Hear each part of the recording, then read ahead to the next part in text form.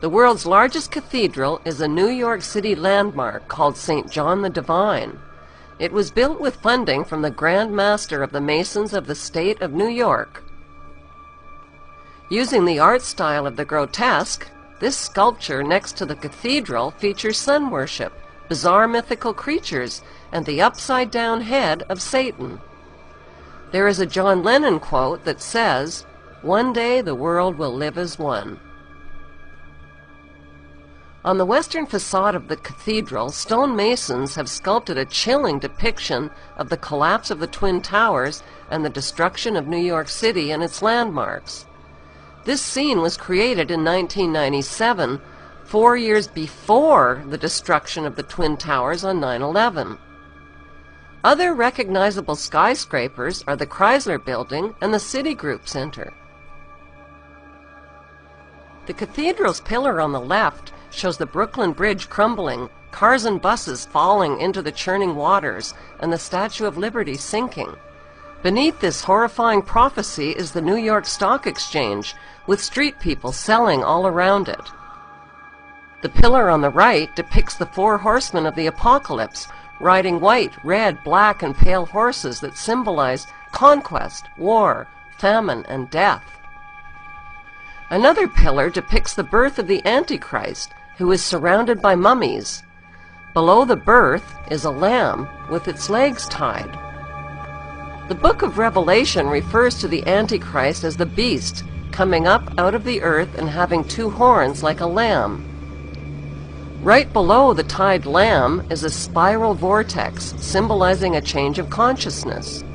Below it are people worshiping the energy vortex of the Antichrist figure. The cathedral pillar on the left is the Jewish Kabbalah's Tree of Life. The Kabbalah is linked to the occult practices and symbolism of Freemasonry. Standing above the Kabbalistic Tree of Life is a robed man, pictured on the right. Only one eye is exposed, which symbolizes the satanic all-seeing eye.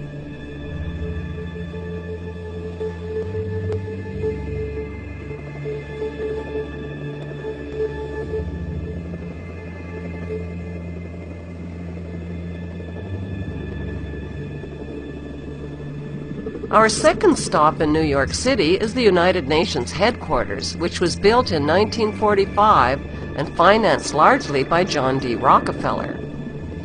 Inside UN headquarters is an ominous meditation room. The custodian of the meditation room is Lucis Trust Company.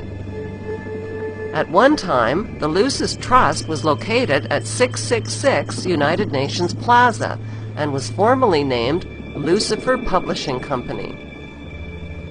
The Rockefeller-funded UN Meditation Room is 33 feet long and 18 feet wide. 18 feet is 6 plus 6 plus 6. The small, dimly lit, windowless room was built in the shape of a pyramid that is laying on its side. At the center of the room is a 4-foot-high, black, casket-shaped stone slab which weighs 6.5 tons. And is extremely magnetic and rests on a concrete pillar. The pillar descends beneath the floor into the bedrock and taps into the Earth's hyperdimensional energies to induce a state of altered consciousness.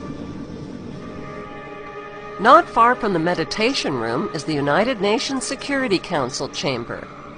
This is the emergency room of the UN, where the world leaders meet when there is a threat to peace. They decide the fate of nations.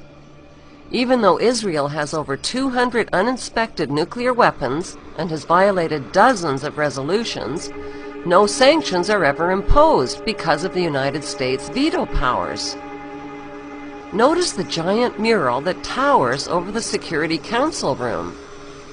The central focus of the UN mural is the phoenix bird that has risen.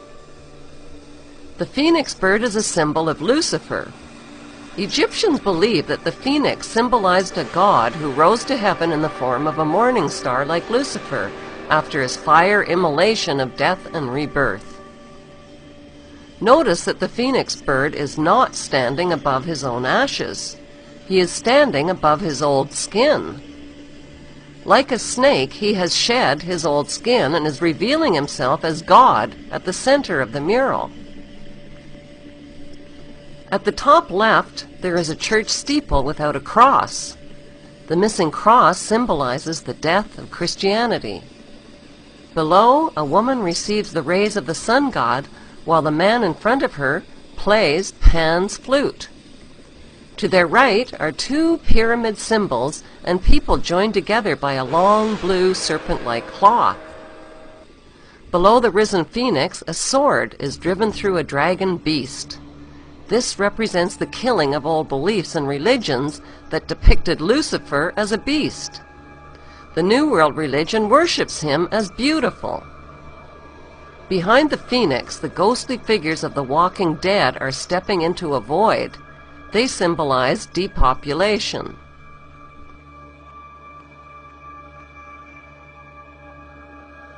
On the right panel, the pale horse from the book of Revelation is the bringer of death to humanity through weapons, hunger, and disease. The man is releasing him. The chained black man represents slavery, while the top panel of the mural shows a technologically advanced white race who control industry, art, and science. In this post-apocalyptic mural, the military man standing on the tail of the beast represents worldwide military power. He tips his helmet to the elite, who are climbing out from underground cities where they safely hid from the apocalypse. In the main oval panel above the phoenix bird, a woman is holding flowers. She is the bride in a wedding ceremony. Who are these newlyweds that are kneeling submissively beneath the serpent in the overhead tree? Could the newlyweds symbolize William and Kate? The serpent in human form is tempting the little girl Eve, who accepts the apple. On the right side of the top panel, a reptilian green creature with scaly skin is dancing with a naked woman while musicians entertain him. The general message of the UN's Phoenix Rising mural is that humanity is stepping into a new Luciferic reality. Beneath this disturbingly prophetic mural, world leaders make global decisions that affect the lives of nearly 7 billion people.